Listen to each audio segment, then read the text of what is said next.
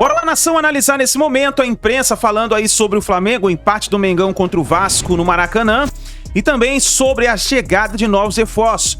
E o Léo Ortiz, qual é a situação do Léo Ortiz? Essa semana tem uma reunião muito importante, nós vamos falar sobre isso aqui no nosso vídeo, mas fica até o final do vídeo para você acompanhar todas as informações do Mengão, tá bom? Chega explodindo o dedo no like, nos ajude a bater uma meta de 1000 likes para esse vídeo. Se você não é inscrito no canal, se inscreva, ó. Aqui é Mengão, então se inscreva e ative o sino das notificações. Créditos, canal Jogo Aberto e ESPN, link na descrição. Bora para as notícias do Flamengo. Vai 0-0 e o Vasco também, no lado defensivo, acabou se sobressaindo. Antes da bola rolar, muita chuva. E o gramado, que passou por manutenção durante o mês de janeiro, ficou desse jeito aí. Bom, o jogo começou e a primeira finalização foi do Flamengo, com a Arrascaeta. O Vasco respondeu rápido com o Verratti, o atacante mandou para fora. O jogo era de muitas faltas. Gerson cometeu essa aí, em cima de Jair, e o volante precisou deixar o campo cedo, com dores no joelho. Matheus Carvalho foi acionado. O Flamengo apostava na velocidade, mas não conseguia ser efetivo. Cruzamento de Piton, Verratti cabeceou bem e Léo Pereira salvou em cima da linha. No segundo tempo, a equipe de Tite voltou diferente. Não teve mudança na escalação, e sim no uniforme. O Fla passou a usar branco. Com o novo visual, Léo Pereira tentou o voleio. O Vasco teve uma chance espetacular com Verratti. Primeiro no cruzamento de Payet. Na sequência, Piton, que levantou na área. Rossi falhou. A bola chegou a bater em Varela e o centroavante vascaíno perdeu mais uma oportunidade. Até porque Léo Pereira foi preciso na jogada. Aí, aos 40 minutos, João Vitor derrubou a Arrascaeta na área. Pênalti que o Flamengo precisava para sair com a vitória. Gabigol então foi para a cobrança, só que a fase não é boa. Léo Jardim defendeu. 0-0 no Maracanã. Para mi humilde opinión, para mí el mejor golero de Brasil. Es un golero de time grande, que a veces no tem muita participação, mas quando você precisa, Leo sempre vai responder. São coisas que podem acontecer no jogo. Ele chutou 50-50. O goleiro também acertou o canto, defendeu. São coisas que podem acontecer. As duas equipes seguem fora do G4 da Taça Guanabara. Na próxima rodada, o Flamengo tem mais um clássico pela frente. Enfrenta o Botafogo aqui no Maracanã. Já o Vasco da Gama viaja para Manaus e joga com o Audax. Eu estou relutando para falar que a bola é dura. A bola, oxe Maria. 4 grandes equipes, e aí não coloquei, que estavam no final do ano campeão da Libertadores, Flamengo, Botafogo, que virou e quase campeão brasileiro, Vasco numa retomada, e os 4 grandes de São Paulo, alguns bem e outros retomando o seu melhor processo. Então, todas as críticas que elas foram contextuais, dizendo do campeonato no seu conjunto, estão corretas. Ai, Tite, confesso que eu esperava bem mais do clássico e principalmente do Flamengo. O elenco do Flamengo é infinitamente superior ao do Vasco. O Flamengo tinha, sim, a obrigação de ganhar o jogo ontem e jogar melhor. Até começou melhor. O início do jogo é o Vasco com enorme dificuldade para sair jogando, o Flamengo subindo marcação, recuperando a posse de bola o tempo inteiro, mas passa da metade do primeiro tempo, o Vasco começa a se sentir à vontade no jogo, bota, especialmente pelo lado esquerdo, né? Sempre ali com o Piton, o Vasco ocupa muito aquele espaço do campo. O Piton é um dos melhores jogadores do Vasco. Eu já aponto pro professor, porque o professor ficava cornetando o Piton quando o Piton estava no Corinthians. Nunca neguei ao Piton a qualidade do apoio. A qualidade do apoio eu nunca neguei ao Piton. Tanto que eu defendia que o Piton tinha que virar outra coisa, não lateral esquerdo. Você falou que não tinha que ser ala. E o Piton vai ser vendido, provavelmente, no meio do ano, deve sair do Vasco, vai render um dinheiro, foi um investimento da 777, só que esse dinheiro não é reinvestido. Quando vende jogador, você vai para a caixa do 777. Não volta como investimento para o time do Vasco. Esse é um problema. O Vasco tem carências gigantescas no elenco. E aí, perdeu o Paulinho no meio de semana. Ontem perdeu o Jair. E começa... Aí, outro dia, na pré-temporada, o Pumita jogou como volante. Ontem ficou ali o David, que é atacante, ajudando o meio-campo. E ainda assim, o Vasco equilibrou o jogo com o Flamengo. O Vasco talvez... o gol do Léo Pereira aí. Ia ser um belo gol de Agora, cabeça. não valeria, né? Porque o Bandeira levanta lá, acho que ele marca falta do Verratti no Varela, que jogou como lateral esquerdo. Mas aí o VAR ia analisar, não ia? Mas há um empurrão ali. Logo depois o Bandeira já levanta ali o instrumento de trabalho. Parece até outro jogo, né, professor? Mudaram Segundo tempo ali, muda de camisa, o Flamengo no intervalo. Porque estava muito complicado os dois de camisa escura, né? Agora o Vasco jogou depois daquele início que foi melhor para o Flamengo, o Vasco jogou de igual para igual. Teve a sua chance de gol. Que esse gol que o Verratti pede. Porque tem uma sequência ali, né? E a gente falava do jogo lá do Corinthians, que a bola bateu na trave e só o atacante acreditou. Aí a defesa do Flamengo está em cima para realmente evitar o gol do Verratti. O Flamengo tem 2 times muito bons. O segundo time superior à maioria do primeiro time de todo mundo. O Vasco mal tem um time. Não tem um time completo. A gente fala muito do elenco do Vasco, e é verdade, a falta de elenco é um problema, mas o Vasco não tem sequer um time. Falta ali, pelo menos o volante, o atacante pelo lado, o Adson estreou ontem, fatalmente vai acrescentar, vai contribuir, mas se fosse num time já formado, contribuiria ainda mais. Não é ainda o jogador para mudar o Vasco de patamar. É um milagre o que o Vasco faz em alguns jogos, esse clássico foi um deles, é um milagre da superação, inclusive física. A gente vai falar do caso do Verratti, né? Que foi revelado na coletiva que ele está jogando no sacrifício. Ontem jogou no sacrifício, porque o reserva é um garoto, não tem outro para colocar. Então, ontem foi o jogo dos cúmulos. É o cúmulo da fartura de um elenco com o cúmulo da faltura ou da falta do outro elenco. Mas Mas mesmo assim isso foi um bom clássico. não se reflete no campo? Superação. Superação do Vasco. O Vasco correu, deu tudo que tinha para dar. Como o Emiliano falou ali, a gente sabe da nossa limitação, a gente sabe dos recursos, mas a gente vai competir com qualquer um, como o Vasco competiu ano passado e conseguiu se livrar do rebaixamento. Mas é um elenco difícil, porque se a gente comparar com o ano passado, o Vasco perdeu jogadores. Por exemplo, o Gabriel Peck, que era esse cara de lado, que corria muito. Desafogava, né? Fez um bom campeonato, que dava muita força ao Vasco. Não tem mais o Gabriel Peck. Perdeu agora o Marlon Gomes também, que foi... O vizinho do Breyer vivia falando mal do Gabriel Peck. Que dizia que só jogava o estadual. Agora, superação, você pode contar com superação para um jogo, um clássico, contra principalmente o maior rival, não para um campeonato, não para uma temporada.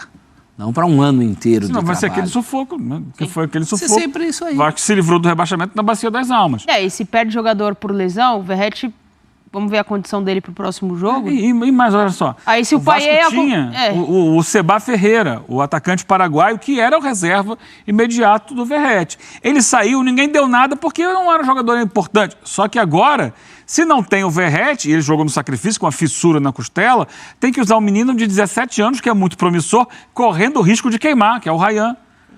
Ele tem uma perspectiva grande, só que não está pronto ainda para jogar como titular do Vasco. Aí ele joga mal, as pessoas, esse menino não presta. Ele não vai ter a possibilidade de desenvolver. Em um mês está vendido. 17 anos? Não, e se jogar bem, a expectativa fica lá no alto, um jogo ruim que ele dá, uma bola que ele perde num gol aí, num clássico, por exemplo, queima de novo o jogador. Não, e é o tipo do lance... É polêmico, né? Mandar voltar o pênalti. Mas polêmico tem que cumprir a regra. Assim. Mas o que eu estou dizendo, se bobear, os caras ficam com medo, porque foi claro ali. Aí tem todo um contexto de que o Vasco tinha sido claramente prejudicado nos 2 jogos anteriores. Aí você justifica um erro com o outro. Aí você, não, vai ter mais gritaria. Não sei se passou isso pela cabeça deles, ou se eles não viram. Não viram, né? Meu Deus do céu, o auxiliar tem que chamar também, né? Auxiliar não dá tempo de ver, é muito rápido isso aí. Não, mas ele está lá para isso. O auxiliar está na linha. Não, mas, gente, todo lance de pênalti ele é rechecado. Ainda mais quando tem a defesa ou quando o jogador pede para ver se tem invasão, para ver se o goleiro andou, para ver se... Assim, agora, Exato, ele não está com o pé na linha. Isso não muda o Bateu na bola. Já tá isso fora. não muda o fato do Gabi ter batido mal. Também acho. Tá? Isso não muda o fato do Gabi ter perdido o pênalti. Ele bate muito mal. Agora, se a gente tem essa imagem, o VAR também tinha. Agora, se o VAR não chamou porque o Vasco foi prejudicado na Cara, mas se a gente olhar bem, ele se adiantou muito, hein, pessoal? Se adiantou muito. Tudo bem que o Gabigol falhou no pênalti, mas o VAR tinha que voltar. Pra que tem VAR, então? Né? Vamos continuar o vídeo aqui. E reclamou muito das últimas 2 arbitragens, aí você tá justificando um erro com o outro. O gramado atrapalhou aí. Atrapalhou quem? O Gabigol? Eu acho que atrapalhou a cobrança. Ele não bateu muito forte. Mas cansou de fazer gol nesse gramado ruim de pênalti? Esse pedaço final do gramado, esses últimos metros ali, desse lado, justamente desse lado. Não ficou então, tanto tempo eles reformaram, mas não esqueceram esse pedaço. Tava um pasto ali. Antes do jogo choveu, aquilo ali ficou tudo empoçado, você via como era. E tem imagens de antes da chuva mostrando de perto que aquele pedaço ali. Aí depois veio uma explicação lá, porque teve show do Paul McCartney, porque teve show de não sei quem, porque teve show das estrelas. Mas é sempre o mesmo papo. No Palmeiras também tem show toda hora. E aquele pedaço ali, talvez, acho que ali talvez tenha ficado ali o palco, eu não sei. Aquele pedaço ali, que é o pedaço dos últimos, sei lá, 10, 15 metros do gol à esquerda das cabines, aquele pedaço está completamente diferente do resto do gramado. Quem é responsável? Quem que administra o Maracanã? Flamengo e Fluminense. O presidente do Fluminense apareceu outro dia aí cornetando, falando que o Palmeiras isso, que o Palmeiras aquilo, que se é um clube de futebol tem que ter capacidade para ter um bom gramado, ele administra o Maracanã e o Maracanã está assim? Toda hora o Maracanã está assim? Já passou por um monte de reforma? Né? Esse é um gramado que foi fechado para ser reformado, quando foi aberto estava ruim, continuava ruim. Já foi reformado um monte de vezes. Essa é uma velha questão. Vamos dizer que 90% do gramado em boas condições. Agora, esses 10% ali do final... Mas é onde o jogo acontece, É onde sai o gol. É onde sai o gol. Onde sai 10% é perto do gol. 10% do Eu acho que o gramado diminuiu um pouco a velocidade da bola. É a minha impressão, também não tem mas como... é a bola, Eugênio. Eu não tenho como garantir isso, tá? Mas a minha percepção é essa, que ele bate rasteiro e a bola tem mais atrito numa grama que está mais alta ali. Essa história da bola, para quem não viu a coletiva inteira do Tite, talvez as pessoas estejam meio boiando. Acontece que uma das perguntas foi sobre o gramado, especificamente sobre aquele pedaço se atrapalhou o Gabigol ou não, e aí o Tite saiu por outro lado, falando, mais do que o gramado, a bola. Aí o César Sampaio dá uma risadinha, como quem diz, já estamos falando sobre isso há um tempo. Aí o Tite critica a bola. Mas acho que publicamente é a primeira crítica. É a primeira vez que eu ouvi, pelo menos. Eu lembro de muitas críticas à bola da Copa do Mundo de 2010. A Jabulani. A Jabulani. E agora, depois de 14 anos, uma nova crítica à bola do Campeonato Carioca. Mas o Tite Mas só agora viram que a bola é ruim? O Tite falou que o Campeonato Estadual do Rio de Janeiro é o melhor. Já arrumou, ele já arrumou. Era o melhor. Agora a bola não serve. Já mudou de opinião. O gramado do estádio mais emblemático tá ruim. Não, aí tá normal. Só tem uma diferença, a bola é para os dois. Aquela faixa do gramado, embora seja também para os dois, nesse lance específico, a vítima foi o Gabigol. Mas ele bateu mal, gente. O técnico bateu mal o pênalti. Ele bateu mal. Estão inventando muita coisa, bola, gramado. Falar da bola E outra coisa, não era uma boa o goleiro teve o mérito dele também. Mas muito. Teve mérito dele, foi bem na bola. Muito. Ficou, tudo bem, saiu um pouquinho ali da regra, mas ele foi bem na bola. Ele acertou o canto. Ele tinha engolido um frango no último jogo, todo mundo cornetou. Agora vamos elogiar que ele foi bem. Ele acertou o canto, se ele não acerta a bola, mesmo que fosse devagar. Não, mas ali na batida de pênalti, o que acontece ali? Hoje, cada vez mais, é uma disputa entre batedor e goleiro para ver quem toma a decisão primeiro. Para que lado vai a bola. Ele se movimenta para frente, ele ganha tempo para decidir. Quando ele dá um passo para frente e percebe que o Gabigol inclina o corpo para bater de um lado, ele tem ali um lapso de segundo para, vou pular daquele canto ali. Se ele fica parado, demoraria um pouco mais e teria até menos impulsão para chegar na bola. Por isso a questão da reclamação muito, né, da torcida do Flamengo. Só lembrando que ele pode fazer esse movimento. Mas ele tem que manter um pé na linha, um dos pés na linha. E ele não manteve, ele tirou os dois. Ele podia ter feito o mesmo movimento mantendo o pé, talvez não tivesse mas aí depois mesmo mais difícil para pegar a impulsão pro pulo. Aí ia comprometer um impulso. Mas é muito mérito, porque inclusive naqueles pênaltis perdidos pelo Gabigol, ele perde pênalti mais chutando na trave e eventualmente fora do que com o goleiro pegando. São raros os goleiros que pegam o pênalti do Gabigol. E o Jardim verdade que ele não bateu bem também. Exato, ele não bateu bem, também. gente. Não é, tem o mérito do mas goleiro, não é a bola. Tem o fato de ele ter saído um pouco antes, tem um gramado ruim, mas também, e principalmente, o Gabigol não bateu bem. Então tá aí, nação, essas foram as informações do Flamengo e é o seguinte, vamos falar sobre Léo Ortiz. Olha só, uma notícia muito importante do jornalista Cauê Mota, do site do GE, falou o seguinte, uma nova reunião das negociações entre Flamengo e RB Bragantino está prevista para acontecer entre hoje e amanhã. O Flamengo quer encerrar o assunto e tentar concretizar de uma vez por todas a contratação do zagueiro Léo Ortiz. E essa novela terá fim essa semana. Nós vimos que o Léo Ortiz iniciou a partida com o Red Bull Bragantino no banco de reservas. Ele está muito insatisfeito em continuar no Red Bull Bragantino. Ele já se manifestou dizendo que a cabeça dele já está em ir para o Flamengo. Agora vamos ver o que vai acontecer, né? Mas provavelmente teremos um final feliz. Na minha opinião, o Flamengo deve sim contratar o jogador Léo Ortiz, principalmente porque Léo Ortiz está aí forçando sua saída. Vamos ver o que vai acontecer, nação, é isso daí. Agora eu gostaria da sua opinião referente ao pênalti.